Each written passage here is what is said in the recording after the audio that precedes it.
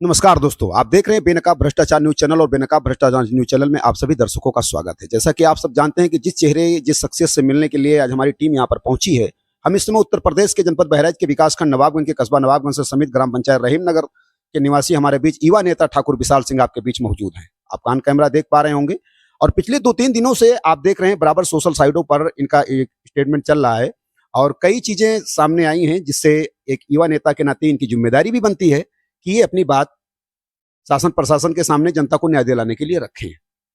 उसी क्रम में आज हमारी मीडिया की टीम इनसे कुछ खास बातचीत का मुद्दा लेकर के आई है और हम जानने का प्रयास करेंगे कि इन्होंने बहुत ही कम समय में अपनी मेहनत से अपनी मुकाम को हासिल किया है।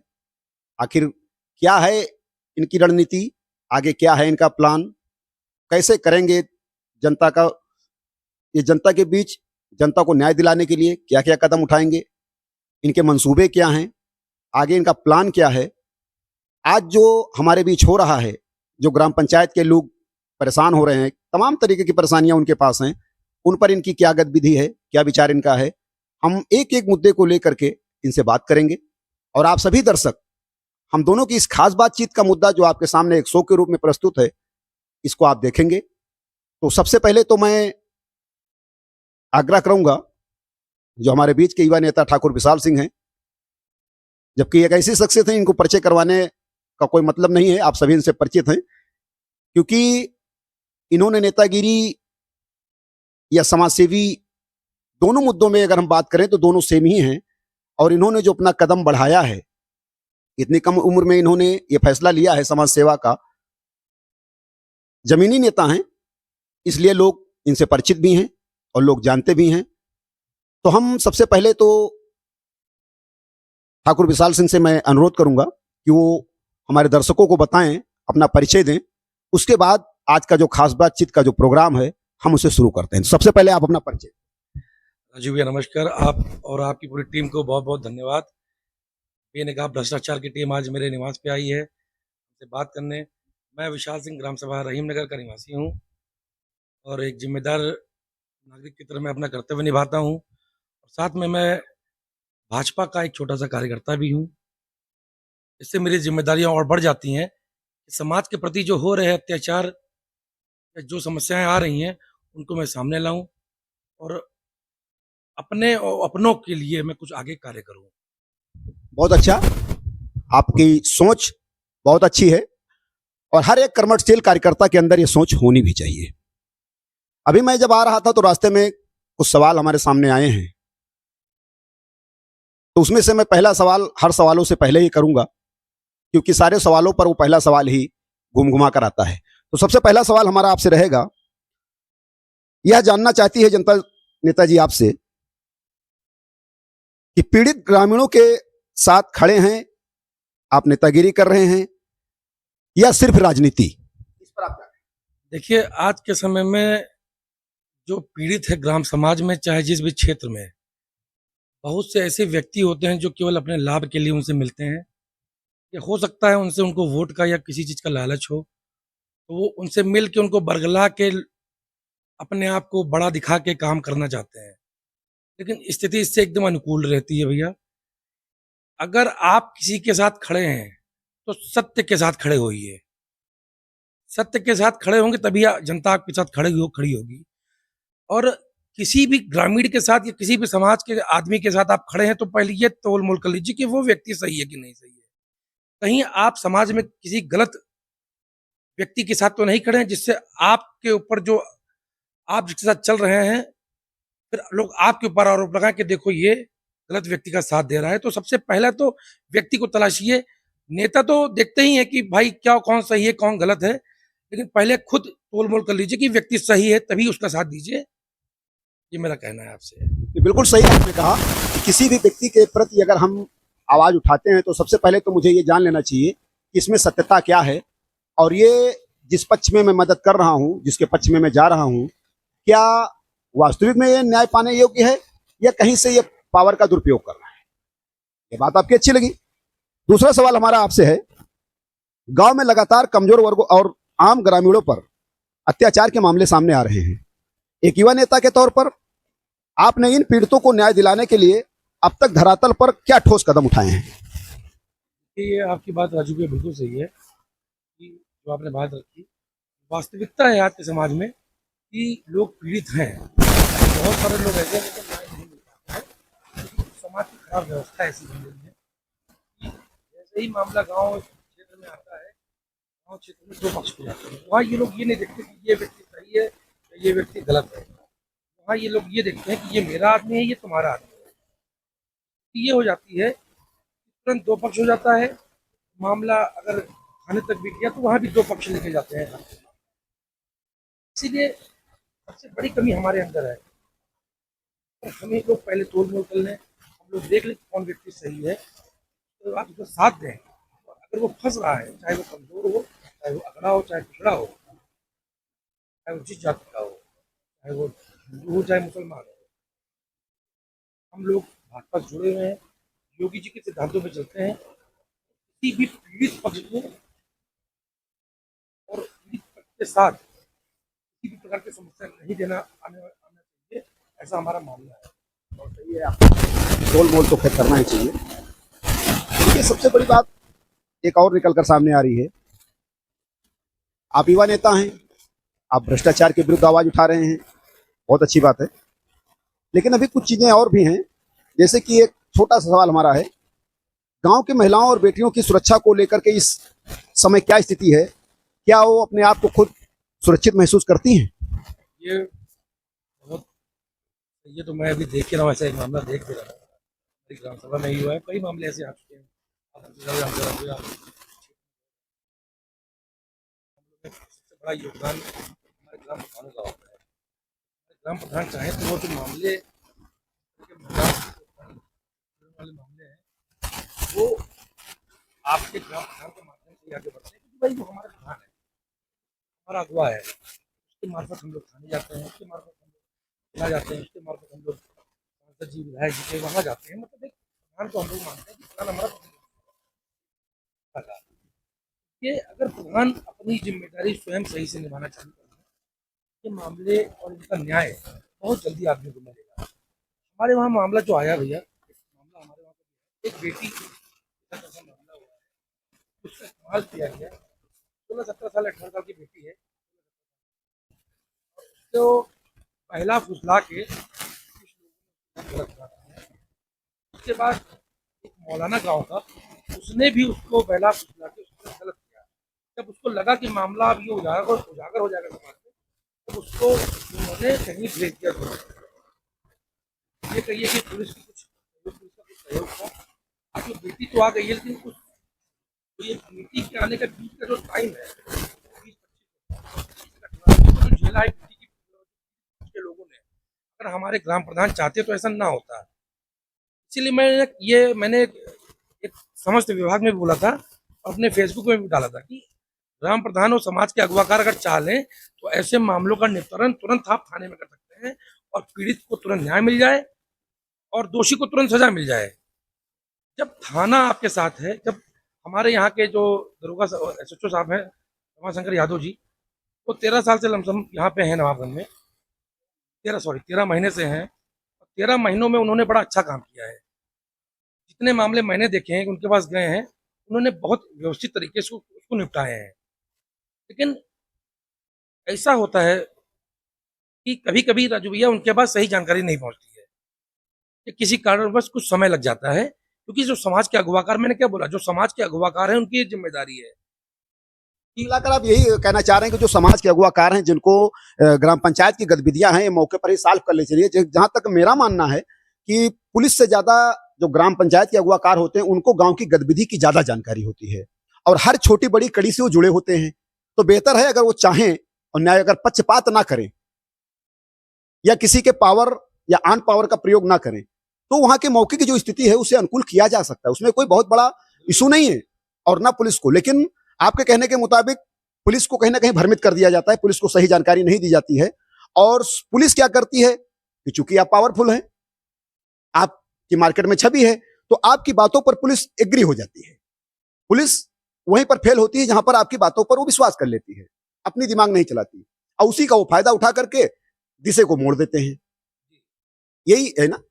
अच्छा, गांव की जो आपकी बेटी का भी सवाल आपने किया, उस महिला से क्या मामला है? महिला कैसे है, महिला को न्याय मिला या नहीं मिला, उसके बारे में आपने क्या किया अभी तक? महिला को न्याय मिला, थाने से तुरंत मुकदमा लिखा गया और जिसके खिलाफ बोला गया उसके खिलाफ मुकदमा लिखा गया।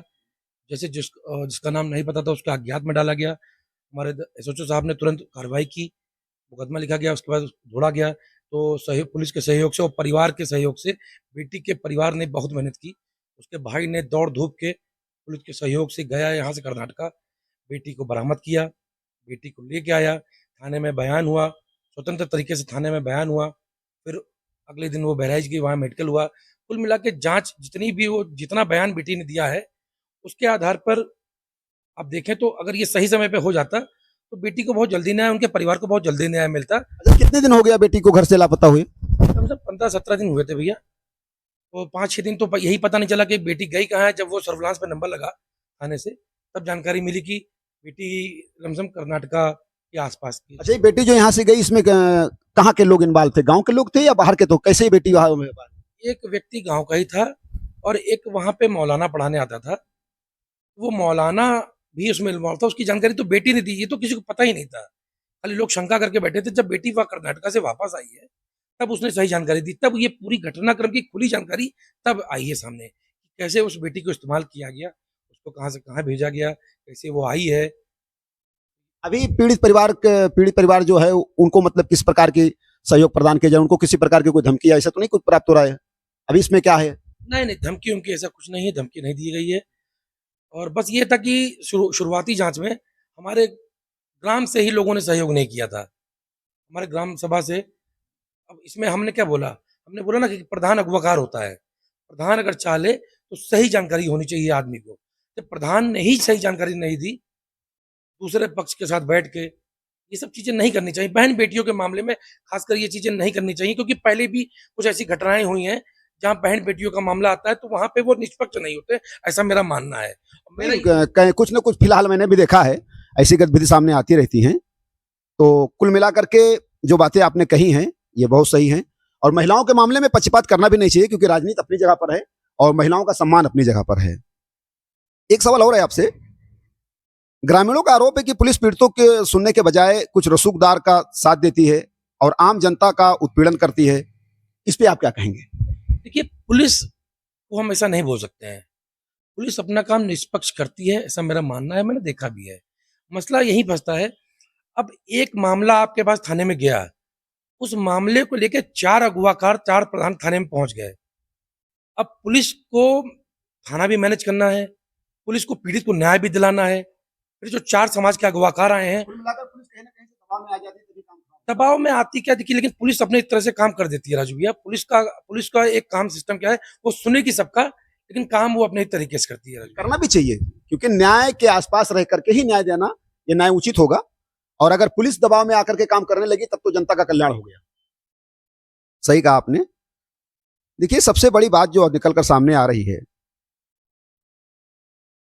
अभी बीच में एक घटना और आई है सामने। जब किसी ग्रामीण पर पुलिस का अत्याचार होता है तो एक युवा जनप्रतिनिधि नेता के नाते आपकी क्या भूमिका होती है? क्या आप थाने में उनके हक के लिए बैठते हैं कभी? इससे पहले एक घटना हुई भी थी, शायद आपको जानकारी हो। ये हमारे सोचो साहब से पहले जो मैडम थी यहाँ पे, शीला यादव मैडम, उनके समय में एक घटना हुई थी सद्दू गांव में। एक बेटी को किसी ने गांव से अगवा कर लिया था, ऐसा सूचना आई थी। तो इसमें हमने, संतोष सिंह ने, आप लोग का भी सहयोग था, तो धरना भी दिया गया था, आपको पता होगा, थाने के बगल में आमरण अनशन भी हुआ था। तो ऐसा नहीं कि हम लोग थाने के दबाव में आके काम कर रहे हैं, हम लोग सम्मान करते हैं। और अगर हम एसएचओ साहब या कोई भी गलत करेगा तो हम लोग उसके खिलाफ भी बोलेंगे, लेकिन जब गलत नहीं कर रहे हैं तो उनके खिलाफ नहीं बोलेंगे। लेकिन अगर ऐसी कोई भविष्य में घटना आती है तो हम लोग खुल के विरोध करेंगे। और भाजपा से जुड़े हुए हैं, इसलिए हम लोग नियम कानून में रह के विरोध करेंगे और आगे से आगे वो न्याय दिलाने का प्रयास करेंगे हम लोग। ठीक है, वो तो होना भी चाहिए। अच्छा, हम अगर विकास की बात करें तो ग्राम पंचायत में विकास कार्य जैसे सड़क, नाली और आवास योजना, पीएम आवास में खुलेआम कमीशन खोरी और भ्रष्टाचार की बात सामने आती है। इस पर आप क्या कहेंगे? राजू भैया, अब इसमें हम बोलेंगे तो विवाद ज्यादा हो जाएगा, लेकिन बोलेंगे। नहीं, देखिए, आप एक युवा नेता हैं, आप मेरी बात पर गौर करें। आप एक युवा नेता हैं, आपको सारे दर्शक देख रहे हैं। ऐसा नहीं कि हम आपसे कोई प्राइवेट बात कर रहे हैं, आपको सारे दर्शक देख रहे हैं। देखिए, आप एक युवा नेता हैं। अगर आप पुरानी रणनीति या पुरानी गतिविधि को लेकर चल रहे हैं तो जनता की काफी उम्मीदें आपसे लगी हुई हैं, जनता काफी आप पर भरोसा करती है, आपने जनता का भरोसा जीता है। और ये सवाल मेरे नहीं है, मेरा कोई व्यक्तिगत किसी से कुछ भी नहीं है, ये जनता का सवाल है। अब ठाकुर विशाल सिंह, मैं आपसे बता दूं, जनता इन मुद्दों को लेकर, ये मेरा प्रश्न थोड़ा तीखा जरूर है, लेकिन इस प्रश्न को लेकर जनता पीड़ित है। आप भी जमीन पर चल रहे हैं, मैं भी जमीन पर चल रहा हूं। मेरा एक मित्र है, मेरा दोस्त है, पल्लू सिंह नाम है उसका। तो वो जहाँ रहता उसका घर है, उसके घर के सामने से एक रोड गई है, पक्की सड़क में मिली हुई है, उसको सांवल गांव की सड़क में मिली है। तो केवल 200 मीटर की सड़क है। वो 200 मीटर की सड़क 6 साल से 8 साल से वो खड़ंजे में ही है, और उसके अगल बगल आसपास की सड़कें जो है वो इंटरलॉकिंग हो चुकी हैं। ऐसा क्यों? ऐसा हम बता रहे हैं ना, वो ये यही तो व्यवस्था आपसे बता रहे हैं, यही आपने सवाल पूछा हमसे, और यही व्यवस्था है वो। कि देखिए, आप ना मानिए तो आप जाके देख लीजिएगा, वो बेचारा पानी घर भर जाता है उसके घर के सामने है। और हम आपसे एक चीज और बता रहे हैं, आज से कुछ समय पहले ग्राम सभा रहीम नगर को ऐसे सुनने में आया था, हमने कोई प्रमाण पत्र तो नहीं देखा कि वो दिल्ली में बुला के वो दिया गया है अवार्ड। हमने अभी तक अवार्ड देखा नहीं, ना कोई फोटो देखी अवार्ड में, लेकिन तमाम मीडिया में से दिखाया जा रहा है कि वो पोस्ट में कि बहुत बड़ा काम हो गया रहीम ग्राम सभा रहीम नगर में, वो मतलब इतना बड़ा अवार्ड मिल गया। हमने कोई अवार्ड नहीं देखा भैया, जिसने देखा हो वो हमको भी दिखा देना, हम मान लेंगे। देखिए, हम देखिए, समझ आए? एक अवार्ड की बात अलग है, नहीं, लेकिन ग्राम पंचायत में जो जमीनी हकीकत मैं देख रहा हूं, मैं उस पर बात कर रहा वही हूं। मैं मुझे अवार्ड से नहीं, जमीनी हकीकत से मतलब है। वही आपको बता रहा हूँ मैं, अवार्ड मिला। लेकिन हम तो वही हमने तो अपने मेरे ग्राम सभा में 4 तालाब है, 5 तालाब, एक तालाब का भी सुंदरीकरण नहीं हुआ है भैया, है। एक तालाब का भी सुंदरीकरण नहीं हुआ। आप हम मेरे ग्राम सभा में चले जाइए, अभी चले इसी वक्त चले जाइएगा, आप नालियों की व्यवस्था देख लीजिएगा, एक नाली साफ नहीं है। तो कैसे मेरी ग्राम सभा आदर्श ग्राम सभा बन गई, मुझे तो नहीं पता। रोडें उखड़ी हुई हैं, पाइप जो डाला गया है वो अभी तक ना कार्य पाइप चालू हुआ, ना टंकी बनी, टंकी वैसे ही पड़ी हुई है। पाइप जो खोदे के पाइप के लिए जो नालियां खोदी गई थी वो वैसे ही पड़ी हुई हैं। वो जो ढकी भी गई है, वो जो पहले से अच्छा था वो भी खराब कर दिया गया है। अच्छा, एक उदाहरण देता हूँ राजू भी आपको मैं। मेरी ग्राम सभा तो छोटी है, एक मेरे मित्र और हैं, वो भी प्रधान है रामनगर सेमरा के। आप उनकी ग्राम सभा देखिए, बड़ी ग्राम सभा है। हम क्योंकि देख के आए हैं, तो हमने जो वहां देखा है, उनकी ग्राम सभा में वो भी बना है, क्या कहते हैं, इसमें लोगों को शमशान घाट हिंदुओं का, मुस्लिमों का कब्रिस्तान भी है, रोडें भी बनी हुई हैं, टंकी भी लमसम लमसम हो रही है, काफ़ी चीज़ें वहाँ हो गई, तो उनको नहीं मिला आदर्श, या फिर ग्राम सभा नवाबगंज जहाँ पे सब व्यवस्था हो रही है। हमारे ग्राम सभा में भी न टंकी है, न पानी है, न नाली चल रही है, एक तालाब सुंदरीकरण नहीं हुआ है, ना कोई आदर्श ग्राम सभा का वाईफाई लगा है। तो ये कैसे बन गया हम ग्राम सभा रहीम नगर आदर्श ग्राम सभा? अभी क्योंकि लोगों को जानकारी नहीं है, वास्तविकता बता रहे हैं आपसे कि आदर्श ग्राम सभा होती क्या है। आदर्श ग्राम सभा में स्वच्छ पानी मिलता है, स्वच्छ पेयजल मतलब तालाब होते हैं, सुंदरीकरण जहाँ लोग घूमने सुबह टहलें, रोडें अच्छी होती हैं, वाईफाई की व्यवस्था होती है, अन्नपूर्णा भवन होता है, आपको शायद पता ना हो, हम बता दें, अन्नपूर्णा भवन भी मिलता है उसमें। और ऐसी तमाम सरकारी सुविधाएं ग्रामीणों को मिलती हैं। ये केवल सरकारी आवास देना ही या सरकारी लैट्रिन बाथरूम देना ही सुंदरीकरण नहीं है साहब, ये लोगों को जानकारी नहीं है इसके बारे में।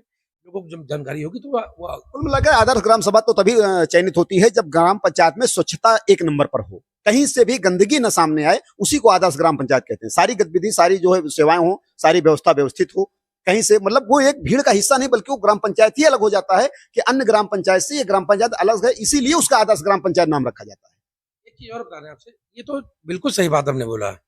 अगर ये सब व्यवस्थाएं नहीं है तो कहे कि वो आदर्श ग्राम सभा। वही मैं कहना चाह रहा हूँ, काहे का आदर्श ग्राम मैं पंचायत? ये निवेदन अपने ग्राम प्रधान से भी, क्योंकि मैं प्रधान मान के चल रहा हूँ, बाकी वो मेरे खरीदार हैं, लेकिन मैं प्रधान अगवाकार है हमारे। मैं उनसे और सभी ग्राम प्रधानों से बोलना चाहता हूँ कि जब मामला थाने में हो और मामला बहन बेटियों का हो, तो इसमें राजनीति से बचिए आप लोग। इसमें अगर राजनीति करेंगे तो बड़ा विपरीत स्थिति जाती है, बड़ा गलत संदेश जाता है समाज में। कि ऐसी बताओ, एक बेटी के मामले में इतना मामला खराब कर दिया। अगर ये मामले सही समय पर सही जानकारी आपने सबको दे दी होती, तो हो सकता है ये मामला गाँव में निपट जाता, लेकिन बड़ा गलत हो गया भैया उस बेटी के साथ। तो एक चीज और है, छोटी सी चीज, अभी आपने कहा कि पूरा भड़क जाएंगे लोग। देखिए, जो चीजें दिख रही हैं वो चीजें बोलने में कोई असंकोच नहीं करना चाहिए, और अगर आप वाकई में कर्मठशील युवा नेता हैं तो मैं आशा करता हूं कि आप जो भी बोलेंगे सत्य ही बोलेंगे, ये मेरा विश्वास है। अभी दर्शक क्या फैसला करेंगे वो तो बात की बात है। देखिए, अक्सर देखा जाता है कि चुनाव जीतने के बाद प्रधान और पंचायत के जितने भी नुमाइंदे हैं, उनकी संपत्ति अचानक कैसे बढ़ जाती है। क्योंकि हम मैंने देखा कि 20 साल या 25 साल या 30 साल से उनके पूर्वज रहे वो रहे तो उनकी स्थिति क्या है, और जैसे ही वो प्रधान बनते हैं ठीक 5 साल के अंदर गांव की हालत तो नहीं बदली। ऐसा मैंने कई ग्राम पंचायत का जो है स्टिंग किया है, देखा है, लेकिन उनके घर की और उनकी हालत, उनके रहन सहन जरूर बदल गए। अगर पहले फोन, कोई, मैं किसी का नाम नहीं चयन कर रहा हूं, मैंने ऐसे कई जगह देखे हैं, मैं भी नाम नहीं लेना चाह रहा हूं, लेकिन कुछ ऐसे जगह देखे भाई साहब कि अभी प्रधानी से पहले उनके पास 3,000 3500 से 4,000 के फोन थे। आज उनके घर में छोटे छोटे बच्चों के हाथ में आईफोन है। तो अगर प्रधान के फंड में या प्रधानी में पैसे नहीं है तो फिर आप विकास की बात आती है तो कहते हो बजट नहीं है। जब घर की बात आती है तो 3500 का फोन 4500 में कन्वर्ट, जो है 4500 में कन्वर्ट हो गया। 35,000 का फोन 1,35,000 में आईफोन में कन्वर्ट हो गया। आपके पास एक 40,000 की मोटरसाइकिल नहीं थी और आज की स्थिति है कि आपके घर पे 12 लाख की कार खड़ी है। ऐसे मतलब कई जगह हैं जहां मैंने देखा है। इस पर आप क्या कहेंगे, कैसे संपत्ति बढ़ जाती है? नहीं राजू भैया, जैसे आपने बोला बात तो सही है, हमने इस पे गौर भी किया है। हमारे साथ जो लोग चलते हैं या मेरे साथ जो प्रधान जुड़े हुए हैं, उनके पास आती वही 7,000 8,000 10,000 मोबाइल है। बहुत कम लोग के पास चरपैया है, वो भी जो मजबूत है पहले से पारिवारिक से जिनके पास व्यवस्था है। वो आज बाकी प्रधान आज भी मेरे साथ वाले मोटरसाइकिल से ही चल रहे हैं साहब। और जो प्रधान अब होंगे इससे, उनके खिलाफ तो बहुत लोग के खिलाफ जांच भी लगी थी, ITR भी मांगा गया था है, और तमाम लोग के खिलाफ जांच लगी भी थी भैया इसमें। बाकी तो सरकार की व्यवस्था है, जो गलत है उसको दोष मिल रहा है, उसके खिलाफ कार्रवाई हो रही है। बाकी हम इतना एक चीज और है, मान लीजिए अभी आपने भी देखा, मैंने भी देखा, दर्शक भी देखे रहे हैं, गांव की हालत वैसी ही रहती है। इस व्यवस्था को बदलने के लिए आपके पास क्या विजन है, क्या रणनीति आपने? नहीं, देखिए एक चीज हम आपसे बता दें, अभी ये जो पिछले 10 साल का कार्यकाल रहा है भाजपा का, हम आपको एक चीज स्पष्ट करना चाहते हैं कि इस कार्यकाल में प्रधान चाह कर भी वो काम रोक नहीं सकता। इसका एक रीजन है, जो कुछ भाजपा की जो कुछ कार्यशील शैली है वो ऐसी हो चुकी कि अगर आप काम करेंगे तब तो आपको कुछ खर्चा मिलेगा। ये हम सच्चाई बता रहे हैं आपसे। अगर आप मेहनत कर रहे हैं ग्राम सभा में, अगर आप काम कर रहे हैं, तो हो सकता है कुछ आप 2-4 पैसा कमा लें या ठेकेदार कमा ले, लेकिन अगर आप काम नहीं करेंगे तो आपको पैसा नहीं मिल पाएगा, ये भी जान लीजिए। आपको काम दिखाना पड़ेगा। बहुत बहुत अच्छा सवाल आपने किया, आपने हमारे उत्तर का बहुत अच्छा जवाब। इस पे एक छोटा सा प्रश्न हमारा और है। देखिए, सबसे बड़ी बात ये आती है सामने निकलकर, मान लीजिए जो सरकारी योजनाओं का लाभ असली हकदार को मिलने के बजाय कुछ ऐसी योजना है जो कागजों पर ही बांट दिया जाता है। क्या आपने कभी इस भ्रष्ट अधिकारियों या प्रधान के खिलाफ जांच की मांग की है या कभी धरना वगैरह दिया है आपने?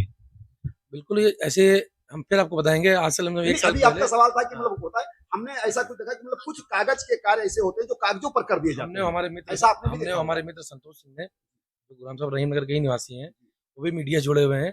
उन्होंने 1 साल पहले धरना भी दिया था इस मामले में। भ्रष्ट अधिकारी ने आके माफी मांगी, जांच की, उसके ऊपर जांच भी बैठी थी और उसके ऊपर कार्रवाई भी हुई थी। लेकिन जो रही बात, जो ग्राम सभा या क्षेत्रों में जो योजनाएं आती हैं, योजनाओं का बंटवारा तो ग्राम प्रधान के यहाँ से होना होता है या ग्राम प्रतिनिधि के हाथ से ही होना होता है। तो योजनाएं तो आ रही हैं सरकार की, योजनाएं पहुंच भी रही हैं, लेकिन कुछ भ्रष्ट नेताओं की वजह से या कुछ भ्रष्ट प्रधानों की वजह से वो चीज सही जगह नहीं पहुंच पाती कभी कभी। ये बात आपकी सही है, लेकिन अभी एक चीज और बताएं आप। मान लीजिए सपोज दैट आप मेहनत कर रहे हैं, जनता का प्यार मिला तो कल आप प्रधान भी बन सकते हैं, नेता भी बन सकते हैं, या हम कहें वरिष्ठ समाजसेवी बन सकते हैं। वो तो समय के ऊपर निर्भर है, समय का चक्र कब कैसे क्या करेगा। इस पर हम आपसे एक बात पूछना चाहेंगे। जनता आपसे सवाल कर रही है इस जगह, ये मेरे सवाल नहीं, जनता के सवाल हैं, क्योंकि मैंने जनता से काफी बातचीत की है। जनता बदलाव के लिए युवाओं को चुनती है, आप जानते हैं इस बात को। लेकिन अगर आपके आने के बाद भी अत्याचार और भ्रष्टाचार वैसे ही जारी है तो आप में और पुराने धर्रे के नेताओं में क्या फर्क रह जाएगा? आपने क्या? राजू भैया, एक चीज मैं आपको स्पष्ट कर देता हूँ, मैं अभी प्रधान नहीं हूँ और मैं प्रधान प्रत्याशी भी नहीं हूँ अभी। अगर जनता चाहेगी तब का तब देखेंगे। मैं एक समाज सेवी हूँ, जो काम प्रधान करता है वो काम मैं भी कर सकता हूँ। मुझे काम करने के लिए प्रधान का टैग नहीं चाहिए।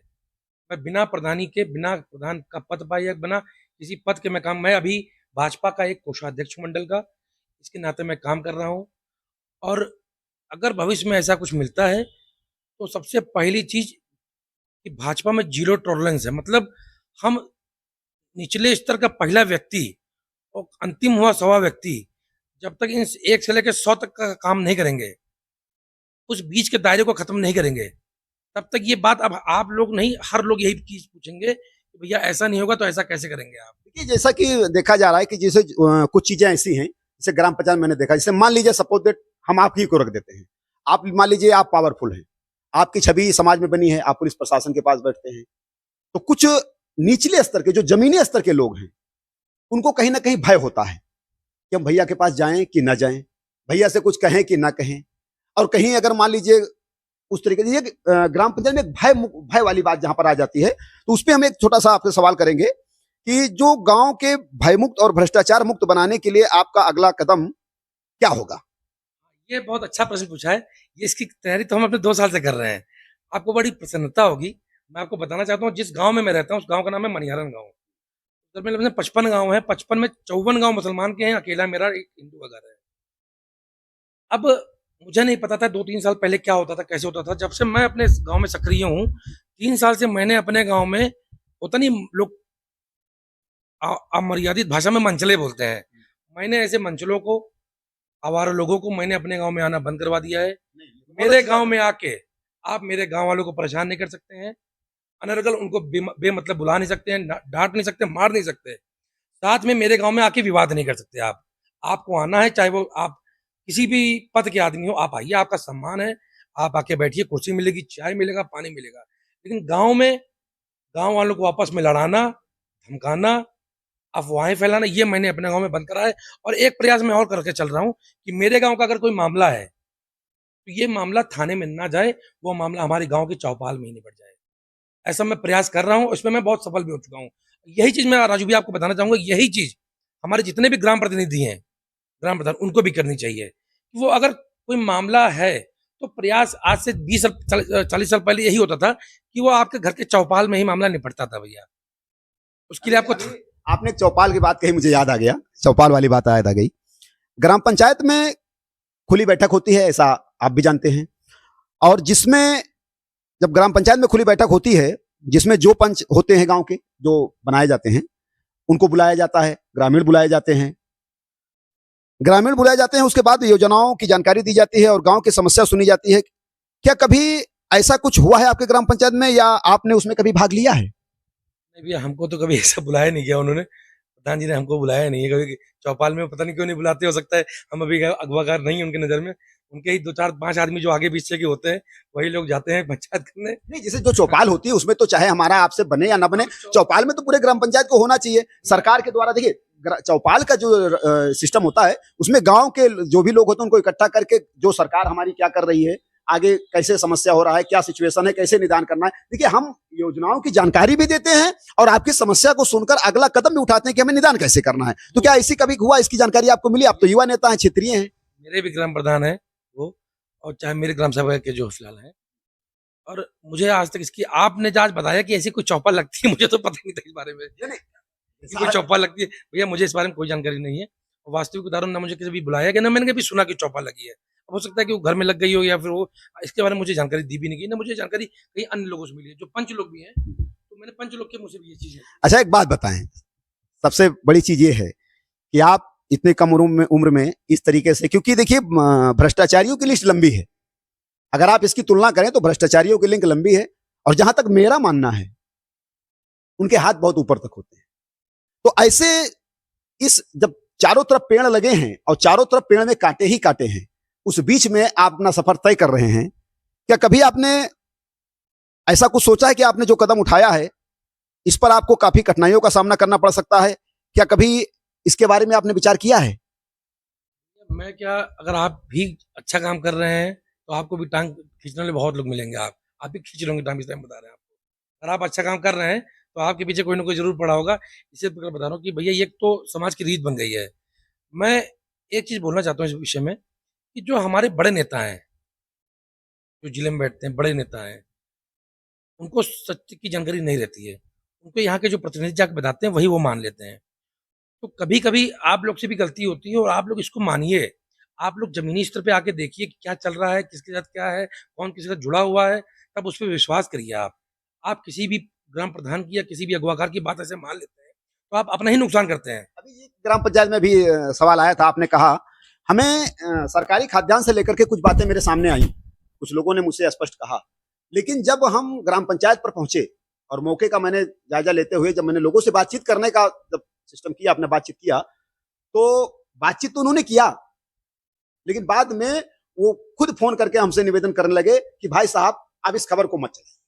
हमने कहा क्यों? मैं तो आपके न्याय दिलाने के लिए लड़ाई लड़ रहा हूं, मैं तो जो नीचे से ऊपर तक सारे अधिकारी बैठे हैं, मैं वहां की गतिविधि दिखाने का प्रयास कर रहा हूं। तो उन्होंने कहा भाई साहब अगर ऐसी गतिविधि आपने दिखा दी तो जो 5 यूनिट में 4 यूनिट का गल्ला मिलता है उससे भी मिल जाएगा फुर्सत, और दोबारा कहां से हम 1000 का बंदोबस्त करेंगे तो दोबारा राशन कार्ड फीड होगा।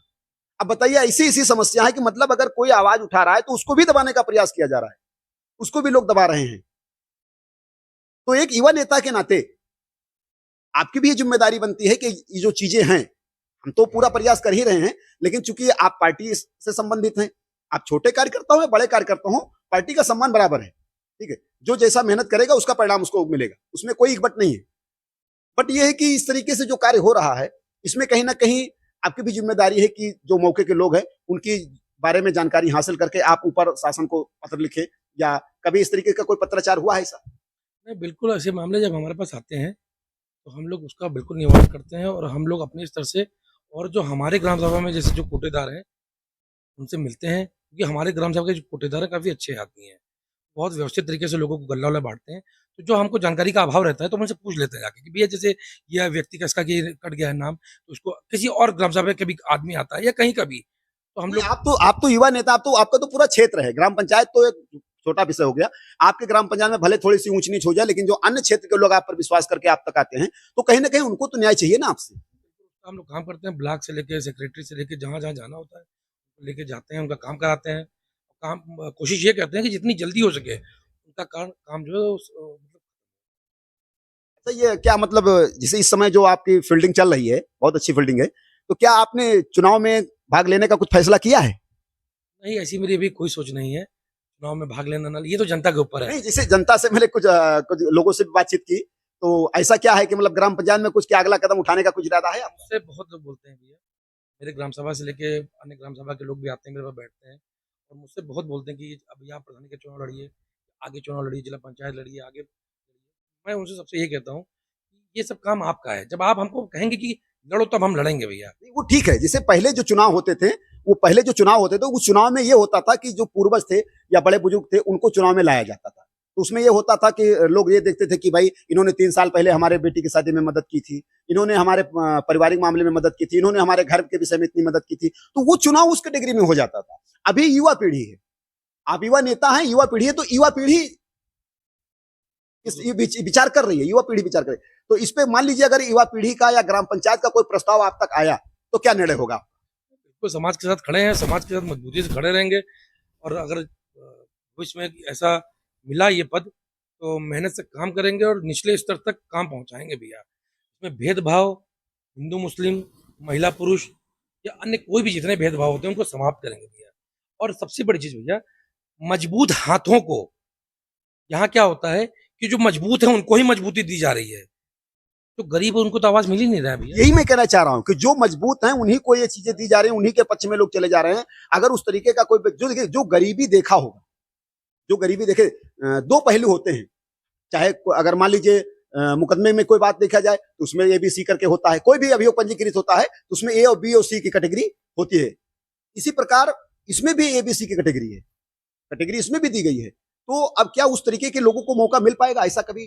मिल पाएगा? अब ये सोचिए, मेरी ये सोचे क्योंकि मैंने बहुत ग्राम सभा घूमी है, दिल्ली, मुंबई और भी जगह गया हूँ, और खासकर मेरी बुआ भी ग्राम प्रधान है लौंगपुर बरेली में, और उनको एक सर्टिफिकेट मिला है आदर्श ग्राम प्रधान का, और वो सर्टिफिकेट के साथ उन्होंने दिल्ली में उनको उप मुख्यमंत्री से अवार्ड भी मिला था भैया। मैंने उनकी ग्राम सभा देखी है, तो मुझे बहुत खुशी होती है कि मैं कब किस दिन अपने ग्राम सभा को उस उच्च स्तर तक पहुंचाऊं जहां एक भौतिक सुविधा एक ग्राम पंचायत का हर एक मानव तक पहुंचे और उसको जितना लाभ होता है वो मिले। और जब मेरे ग्राम सभा में कुछ घुसी, मेरा सपना है भैया, मैं सच्चाई बता रहा हूँ। नहीं देखिए, अभी क्या है, अगर मुझे मौका मिला, अगर समाज ने मुझे मौका दिया कि मैं लड़ूं, अभी तो वो मसला ही नहीं है, क्योंकि अभी तो ना कोई पता है कौन सी अभी सीट अभी आएगी। मेरे पास कुछ फोन आए थे। हमने जब 20 तारीख के लिए समय अनुमति ली आपसे, तो उसमें कुछ लोगों का फोन आया, तो उन्होंने कहा था कि ऑन कैमरा सवाल है आपका, हमारी तरफ से आपका सवाल रहेगा ठाकुर विशाल सिंह से कि क्या हम लोगों की आवाज बनेंगे या हम लोग उनको चाह रहे हैं, तो क्या हम लोगों का सहयोग, हम लोगों का उद्धार करने के क्या वो मैदान में आएंगे कि नहीं आएंगे, ये ऑन कैमरा जवाब आपको देना होगा। ये जनता का सवाल है, राजू इसमें भैया, आप कतरा नहीं सकते। मेरा व्यवहार आपको पता है, मैं बहुत ठोस किस्म का आदमी हूँ इस मामले में। इसीलिए इसीलिए मैं अगर किसी के साथ खड़ा हूँ तो मैं बहुत ठोस से खड़ा हूँ और अंतिम सांस तक उसके साथ खड़ा हूँ और मजबूती से खड़ा रहूंगा। उसको कोई छू नहीं सकता है, ऐसा सब जानते हैं कि विशाल सिंह जिसके साथ खड़ा रहेगा वो हमेशा आगे रहेगा। इसी तरह मैं एक न एक दिन अपनी ग्राम सभा को पूरे देश में नंबर 1 दिखना चाहता हूँ। वो ऐसा समय आपको मैं दिखा के रहूंगा और जब दिखाऊंगा तब आपके साथ ही बैठ के इंटरव्यू करेगा। नहीं, ये बहुत अच्छी बात है। अच्छा, मान लीजिए थोड़ी सी एक छोटा सा आखिरी प्रश्न है हमारा, मान लीजिए आपका कोई बहुत ही क्लोज व्यक्ति, जिसे आपने कहा कि मैं न्याय के साथ ही खड़ा हूं, न्याय प्रिय कार्य करूंगा, ठीक है, जो होना भी चाहिए, लेकिन मान लीजिए सपोज दैट आपका कोई बहुत ही परम मित्र है, बहुत ही क्लोज व्यक्ति है, और उसने कोई ऐसा कदम उठा दिया जो अमानवीय हो, तब आप क्या निर्णय लेंगे? तब आप धर्म संकट को लेकर चलेंगे या न्याय को लेकर चलेंगे? बिल्कुल न्याय को लेकर चलेंगे भैया। न्याय प्रथम रहेगा, बाकी सब बाद में रहेगा। हम लोग हमने क्या बताया, हम योगी जी से जुड़े आदमी हैं और इन्होंने तो अपने घर परिवार को त्याग दिया, ना इनके पास घर है ना व्यवस्था है, तो हम इनको मानते हैं, तो इनके राह पे चल रहे हैं। तो हमारे लिए न्याय प्रथम होगा और न्याय के लिए चाहे जो करना पड़े, हम आपके सहयोग से, पुलिस के सहयोग से हम आगे बढ़ के काम करेंगे भैया। न्याय सर्वोपरि होना भी चाहिए। तो आप सभी दर्शक, आज की इस खास बातचीत का मुद्दा आपके सामने था, क्योंकि 20 तारीख का समय सुनिश्चित किया गया था और काफी लोगों का मेरे पास फोन भी आया। इस 20 तारीख के सुनहरे घड़ी का काफी लोग इंतजार कर रहे हैं कि कब आर के निराला की वीडियो प्ले हो, कब हम विशाल सिंह के खास बातचीत का मुद्दा सुने, क्या उनकी गतिविधि है उनको पहचाने। तो इस बात का काफी उनको इंतजार रहा, तो इंतजार की घड़ी अब हुई समाप्त। हमारी खास बातचीत के मुद्दे में आज बातचीत हो चुकी है, आमने सामने आपने सारे चीजों को सुना है। और खास बातचीत का मुद्दा यही था कि हमें किसी प्रकार की उस तरीके की चीजें या किसी को टारगेट करना या किसी को उस तरीके ऐसी कोई चीजें नहीं थी। आज जो समाज में हो रहा है उस गतिविधि से जुड़ी, क्योंकि युवा नेता हैं और मेरे सवालों का जवाब देना इनकी जिम्मेदारी है, और ये सवाल मेरे नहीं, मैं जनता की तरफ से सवाल कर रहा हूं, ये मेरे कोई व्यक्तिगत सवाल नहीं है, ये जनता के सवाल हैं और जनता उम्मीद इनसे रखती है। इसलिए जो है आज ये खास बातचीत का मुद्दा था हमारा, जो आज सफल हुआ। अब आप लोग हमारे सिस्टम से जुड़े रहिए। हम हर छोटी बड़ी कमियों को, और जहां तक इस क्षेत्र की बात है तो क्षेत्र में काफी ठाकुर विशाल सिंह स्वयं चल रहे हैं। अब इस पे अंतिम समय में अपने दर्शकों के लिए चंद्र लाइन आप बोलिए। मैं बेनकाब भ्रष्टाचार को बहुत बहुत धन्यवाद देना चाहता हूँ, आप निराला जी बहुत धन्यवाद देना चाहता हूँ कि आप ऐसे ही तरक्की करते रहिए और समाज में हो रही बुराइयों को आगे लाइए। हम जैसे युवा लड़कों को आगे करिए। मुझे से कई लोग ऐसे हैं जो काम करना चाह रहे हैं और काम कर रहे हैं समाज के लिए, तो ऐसे लोगों को आप ढूंढिए, उनको आगे लाइए, ऐसा मेरा आपसे निवेदन है। और जो काम आप कर रहे हैं समाज में, उसके लिए बहुत बहुत धन्यवाद आपको, और आप प्रशंसा योग्य व्यक्ति हैं। धन्यवाद इसके लिए बहुत बहुत राजू भैया।